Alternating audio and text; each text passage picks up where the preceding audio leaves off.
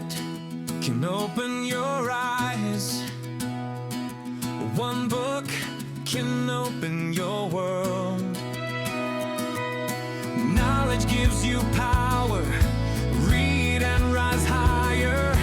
9R Tree. Better life begins in a book. Hello, I'm Sebastian.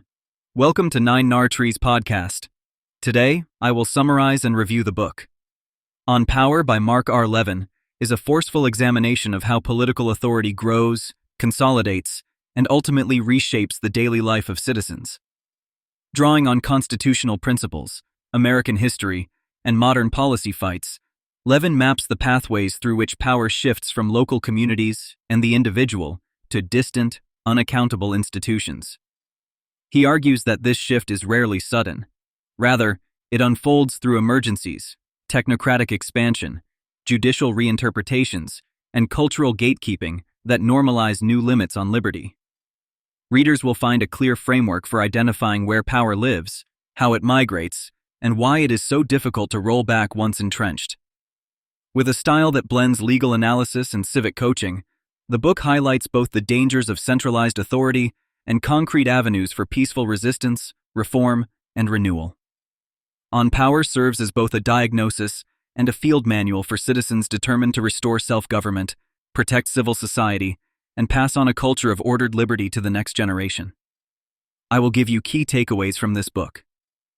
Firstly, the natural drift and incentives of political power.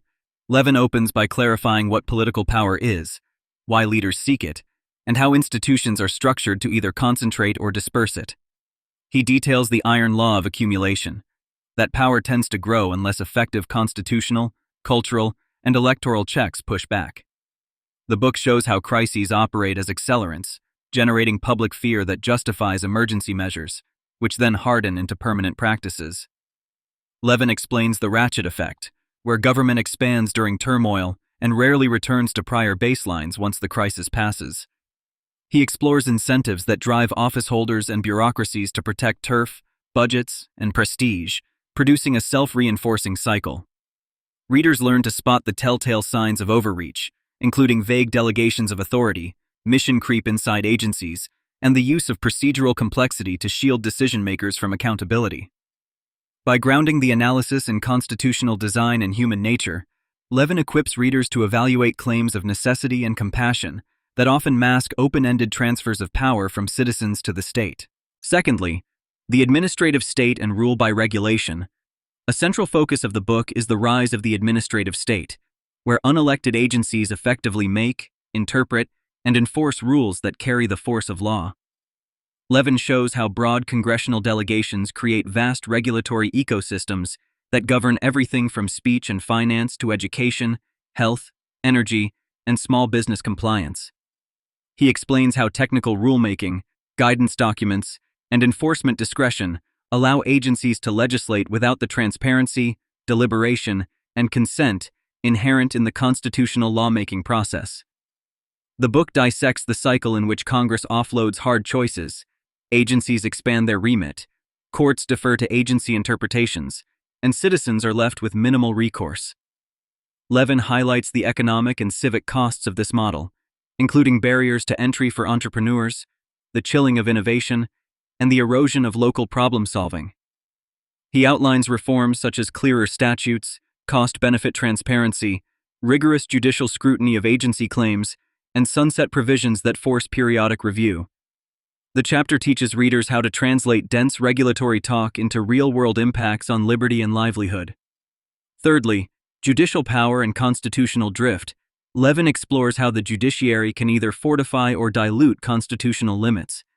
He examines eras of judicial activism and restraint, emphasizing how interpretive philosophies transform the meaning of text over time. The book warns that when courts abandon original public meaning in favor of fluid standards, they can become political actors, reshaping policy without electoral accountability. Levin reviews how doctrines concerning standing, precedent, and deference influence who can challenge government action and on what terms.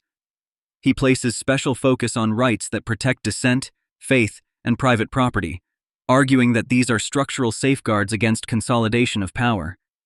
The analysis is not merely critical. Levin also highlights decisions and approaches that restore constitutional equilibrium, such as insisting on clear legislative statements before agencies can claim sweeping authority. Readers come away with a toolkit for assessing judicial opinions beyond headlines, learning to ask whether rulings secure the separation of powers, maintain federalism, and protect the sphere of private life that makes genuine self-governance possible. Fourthly, federalism, localism, and the limits of national consolidation. The book presents federalism as a living shield for liberty, not a dusty chapter from civics class. Levin explains how dividing authority among national, state, and local levels creates competition, fosters experimentation, and allows citizens to align governance with community values. He traces the steady expansion of national power through generous readings of the commerce power, conditional spending, and nationwide mandates that crowd out local solutions.